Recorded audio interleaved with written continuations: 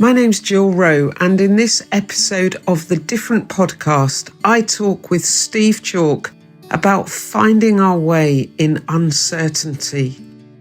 How do we handle it?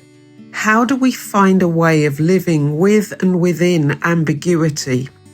Together we talk about our fears and wonderings and remember that listening to one another really matters.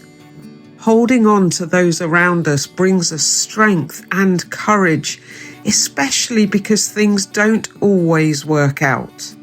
It's just how life goes sometimes.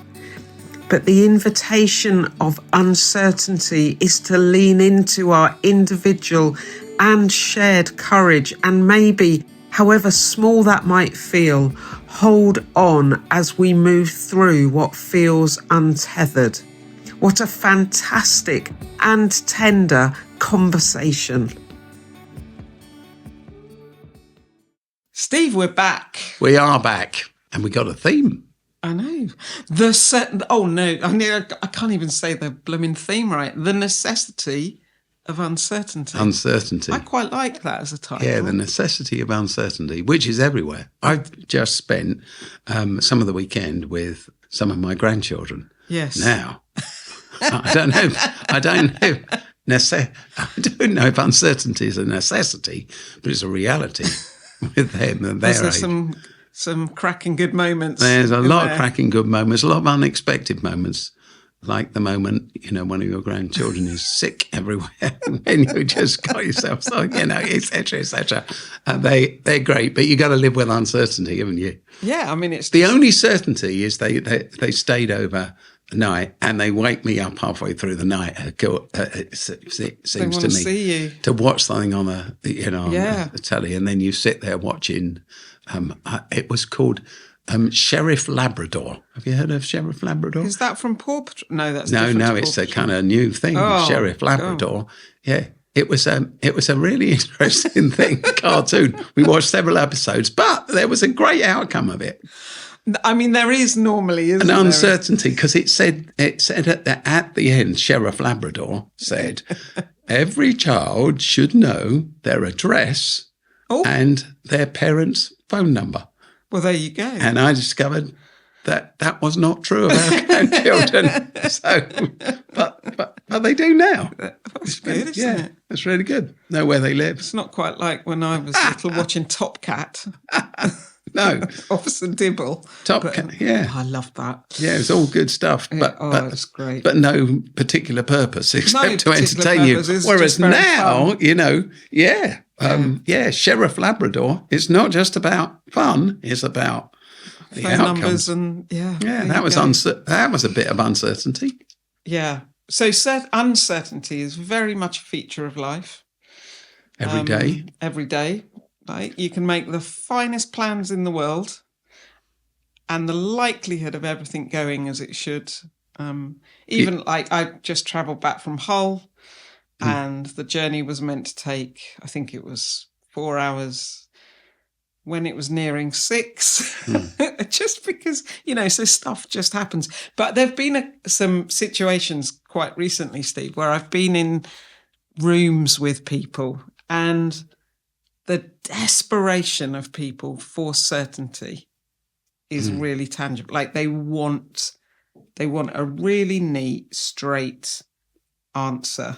And what they're really asking for is certainty. And I get why, because we view uncertainty feels very threatening for us, doesn't it? And because it's a threat, we've got a little bit of a fight-flight response to it, and it messes with our brains and all the rest of it. But certainty, I always think, is like your favourite pair of slippers or your favourite chair. It's comfort, isn't it? Yeah. Certainty is comfort, and we all need comfort in life. But the only moment that you can be really certain of is now. Yeah, this moment. This moment. We don't even know how this is going to end, let alone anything else. So, going back to you travelling home from Hull, it's absolutely true.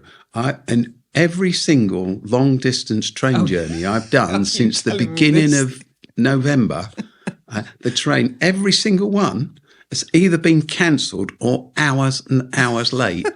And that I'm not travelling with you on a train. No, exactly. And actually, I was in Birmingham last week. You were there. And I told people, every train I get gets cancelled. And sure enough, even after I left you, my train got cancelled. I can't believe it.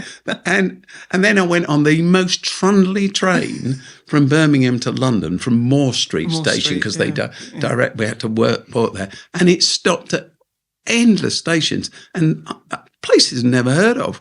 And it's a nice little trip round. Yeah, and then even that got delayed. It's just ridiculous. So there's uncertainty. So you either rail against this, or you take it in your stride. You not just take it in your stride. You think, well, here we are. This is life, and how do I invest in this moment? How do you? When you're in like those rooms that I've been in, or those meetings where people have been, their longing is for someone like you or I to say something, like they are asking us for certainty, but it would be dishonest to say, oh yeah, no, that's definitely what's going to happen. That would just be dishonest. How do you handle that space?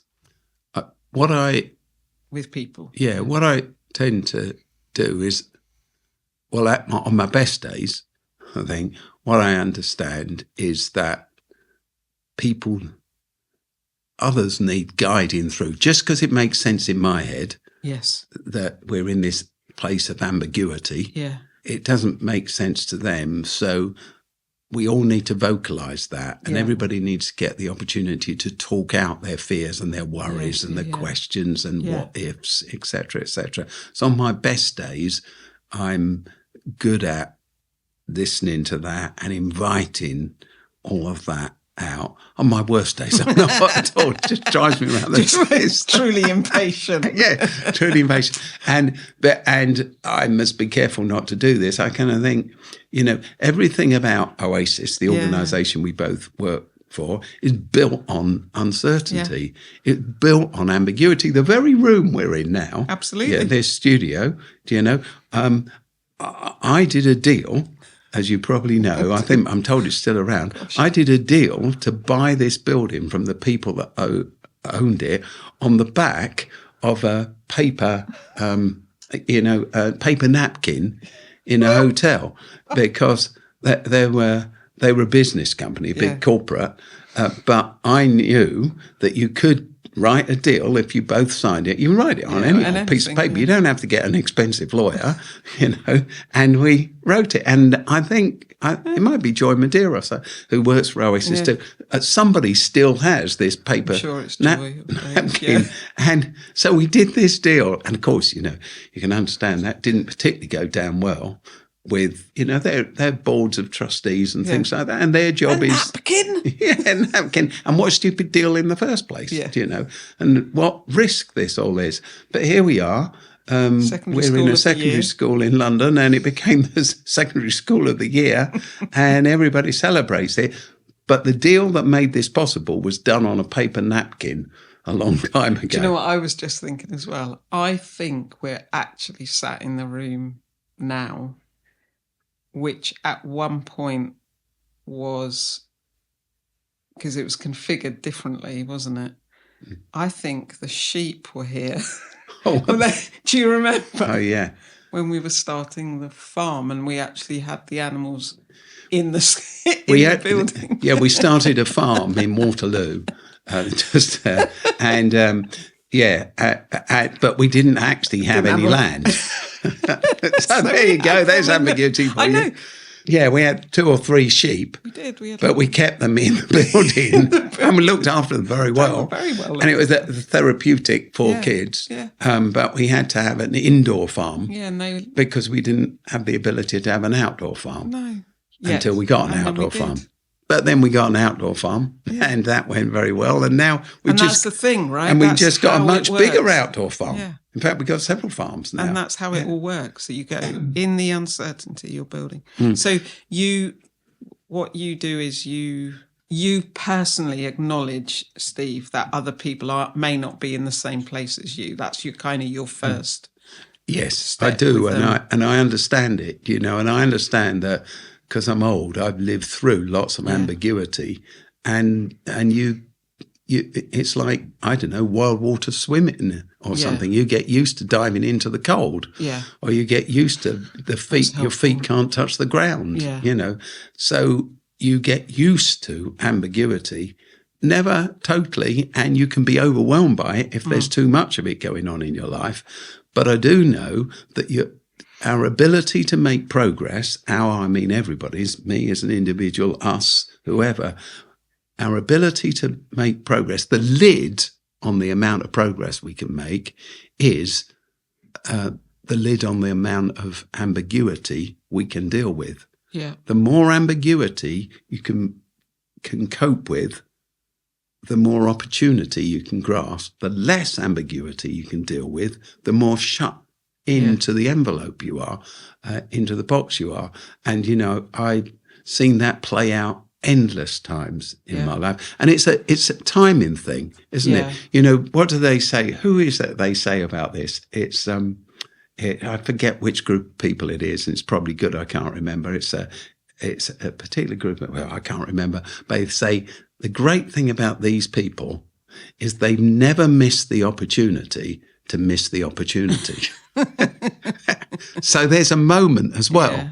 It's not that this fruit is always hanging there. There was a moment to sign the deal on that paper napkin, and that moment wasn't coming back 3 months later. No. It wasn't. It was you either do it now or you don't do it. Lose it. You're in the room. I was in the room with these people. I wasn't going to see them again, so I needed to demonstrate to them that I was in for this, even though I had none of the resources to fulfill the contract that I signed on the thing. But I believed that the resources could be there. And in my life, there are a ton of things going on like that now. Yeah. Yeah. And like you say, the story of who we are is built on that, isn't it? As a family, as a movement. So, but what you're doing in that, Steve, because I think how, like, you're such a strong, you're a really inspirational storyteller, and I know you don't just do that for the sake of doing it or for us to go, oh wow, Steve's such a great storyteller. I know that when you're doing that, what you're doing for people is you're saying, look, here's some more solid ground for you to stand on. So you're giving people, like, inch by inch. I'm trying to. That what they need because they may not have the boldness that you have with the ambiguity. Yeah, does that make sense? Yeah, I'm trying to do that. I don't know if I'm any good at any of these things, and I'm not claiming that I can ride out any storm. No. Not at all. But I do know that to take the risk is to open up the opportunity. You know, and then people say, yeah, but you don't want to be absolutely stupid, you know. And of course you don't. But most of us, we sit on the side of caution more than we sit on the side of risk-taking. Yeah. And if you think about this in terms of pioneering, you know, it's the pioneer that claims the land. There's more that the settlers build the infrastructure when the pioneers claim the land. And I've read reports, I don't know if they're true, that 90% of us are more settlers than pioneers. We'll build the infrastructure out, put the roadways in, put the traffic lights in, create the facilities. But the pioneers that claim new ground, they're rarer. I don't know if that's true or not. And I don't know if it's that some people, they get their risk-taking talked out of them. Yeah. So they can't do that. I'll tell you a story if that, there you go, if it makes any sense. Well, I do think that telling stories, it's really powerful. It makes more sense than talking concepts. Yeah, because it's real, isn't it? Well, I always think of Jesus, Jesus told stories. Yeah. And sometimes he even bothered to ask a question. Yeah. But a lot of the time, he just told a story. And then you made of it what you would, you know. he wasn't big into preaching sermons, actually. There's very little evidence. Interesting, right? Yeah, there's very little evidence to convict him of preaching sermons. Although, Anyway, so this story is simply about in one of the schools that Oasis runs in a particular town. I went to speak at an event, not in the school, but in the town. And I met this guy and a group who were working with young people who were out of school and being pulled into gangs. And I talked to some of these kids who were, it was wonderful what happened to them. And then they do this through music. And so he stood up and he said, we're looking for a studio. We're looking for somewhere to do all of this stuff. But the old studio they were using was just being taken away from them. So I didn't know him afterwards. They spoke really well. So afterwards, I always think if someone does something well and you can, go thank them, So I went up to them and I simply said, that was brilliant. That was brilliant. I said, but you're being kicked out of your studios. You've got nowhere to go. They said, yeah, but we think it's going to work out. So I said, okay, but if it doesn't work out, give us a ring. And I gave them my phone number because I might be able to help. Well, sure enough, a few weeks later, they rang me. So I take them to show them this facility we've got that we don't use in one of our schools, completely disused facility. And this school is nowhere near where their current studios were. And I showed them around this studio, this building that could be a studio. And I said, well, what do you think? Well, I could tell. They just thought, wow, this is amazing. Wow. This is amazing. And on the way afterwards, I was giving one of them a lift back to the station. Actually, he was giving me a lift back to the station there. And he said, Steve, it's really nice to meet you. We've got a strategy and can you help us with our strategy? Our plans and our strategy. It's really important, isn't it? Strategy setting. And I said to him, not really. And he said, he was really taken back. Yeah. And I said, no, strategy is all cracked up to be more than it is. And he said, how can you say that? And I said, well, 2 hours ago, would you would you have been excited or ever thought that you might run a music studio here? Is it in your document? Is it in your document? Is it in your 10-year plan, your 2-year plan, your 5-year plan? Your next month plan? Is it anywhere? And he said, oh, no, I suppose not. And I said, well, then, why are you so excited? And he couldn't answer the question. And I said, it's because it rhymes with your vision. Yeah. You're led by a vision. Yeah.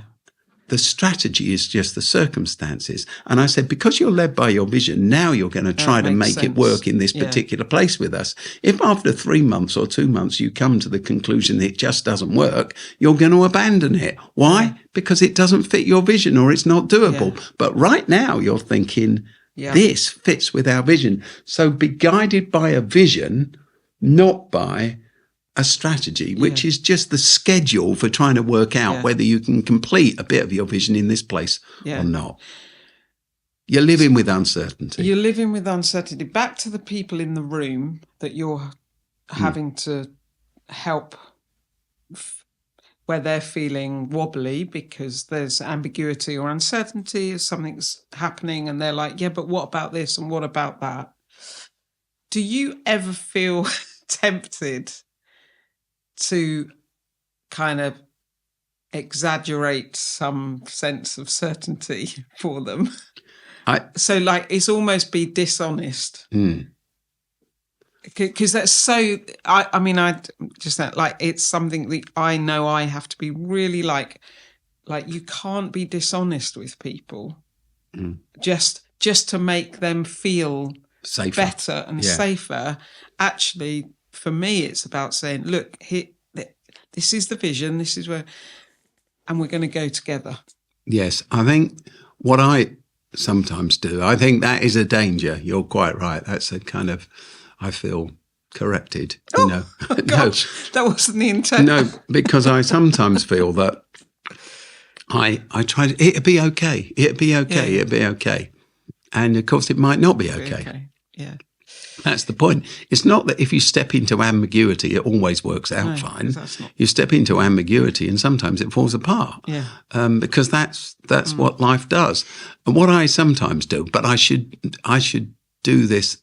I've often thought of making a short video about all the schemes I've had in my life that have failed, because there's loads of them. Next door to us here, there's an old police station. And I worked so hard to get that, and it failed. And across the road, there's a pub, and I worked hard to get that, and it failed. And we're only actually in all these buildings here because I was trying to get another building on the other side of the river, and I worked at that for a year, and it failed. And then I tried another one, and it failed.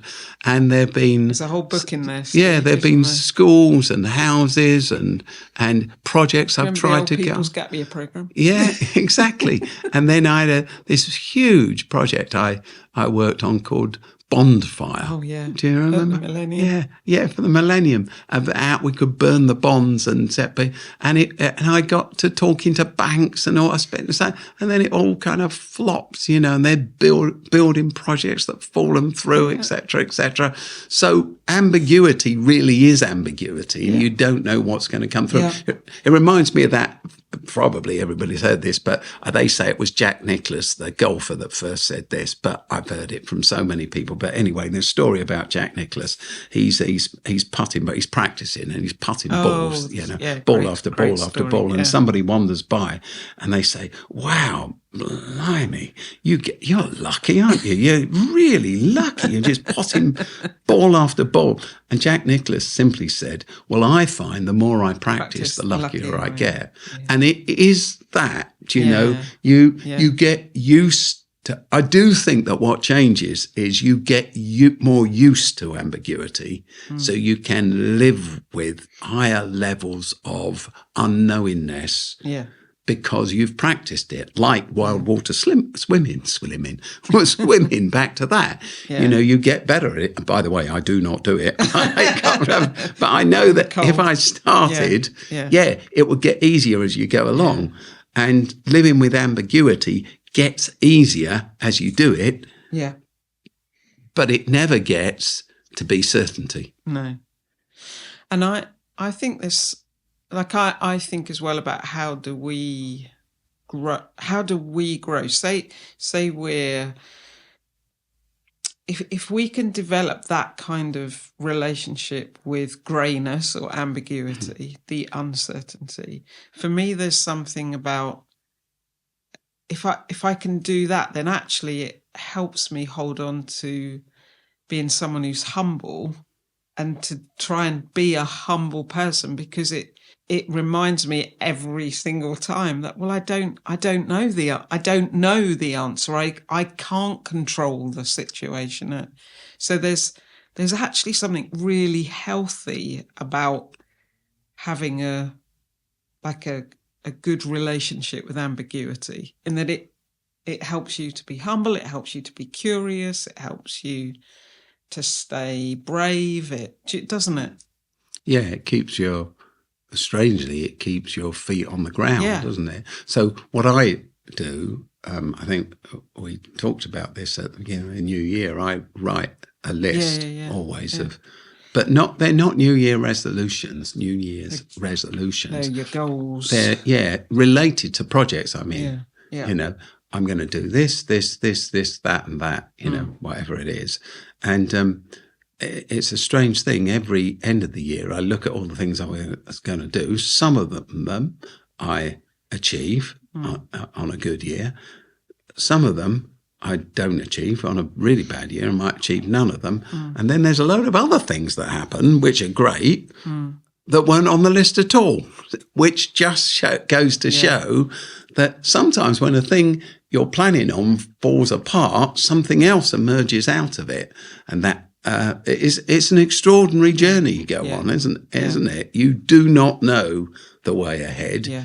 You just have this vision or sense of mission that you live with, and you go with that flow. Yeah, and it kind of propels you into the exploration of new things as well, doesn't it? Like, if if you can find some kind of way of, this sounds weird to put it like this, but to be comfortable with uncertainty, it does make you more, I wonder if this might work or that could work. We could try that, or we could, doesn't it? It helps you to become someone who, your problem-solving skills become better, and, you become a more resilient person. Yes. I certainly know this year, for instance, there are some, in my life, really big things that I want to pull off. That's true of us all, isn't it? If I wasn't trying to pull them off, they're big because I'm trying to pull them off. Somebody else might look at them and go, well, is that it? Is that what? I doubt that's the case. But I've got this list of things that I'm beginning to talk about that I want to have a crack at, or I'm beginning to have a crack at. And I might have to just live with the fact that they just do not work. You have to go public. So next week, or even this week, this week's quite a big week in my life, because in this year, if you say, well, perhaps in my whole life, who knows? But I've got 2 different days this week. I've got meetings that, if they go well, there'll be a big stepping stone to something that I'd like to really push us to all be involved in towards the end of the year. If they go badly, I'm just going to go home depressed at the end of this week and go, oh, well, that's something off the list at least. That one didn't work. Yeah. And just as someone who follows like the way of Jesus, and do you have that sense of being held by God or the divine when all this is going on for you? Because I know I have that.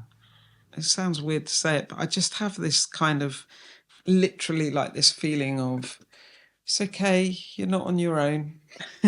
Like a helper, almost present. I do. For me, I do have that sense. But the thing I would say about it is, I follow a man who was crucified for what he taught. Yeah. So, when I hear about a disaster that encompasses one person, I kind of think, well, why not me? Why them and not me? So I'm grateful, genuinely, I am grateful for every day I have, every hour I have. But I don't, this sense of God is with me, with you, with us in our lives. I don't think that means that there's not trouble. No, it's not. Like I don't think that. But it doesn't mean I'm cushioned from pain. No, it means that in that pain, I'm not on my own. I have a good friend who died a few weeks ago, and he was a remarkable man from whom I learn a lot over the years. But he died of cancer, and I visited him. In fact, he's had cancer, for an incurable cancer, which he knew of for last 18 months-ish. And I was just chatting with him because I visited him in hospital in the end. And he said to me, and another friend who went with us, he said, if anyone's praying for me, so the thing to pray is this: pray that I get iller quicker. And I thought, that is real faith. Not, I need to be cured, but pray that I get iller quicker. In other words, he was saying, I realise that I'm not immune from life and struggle and pain and death. And I believe that God is with me in all of this. That's an astonishing place to achieve. And he wasn't putting it on at all. That's genuinely where he was. I get that. I really get that. I connect with that from losing my mum and my sister. I just think, and I think that's why I asked you the question, Steve, because I think there's something about in it all, It's not like, never promised an easy ride. That's never what this ever was. That's not who the divine is anyway. There's ambiguity, there's uncertainty. And still presence. Indeed. Thank you, Steve.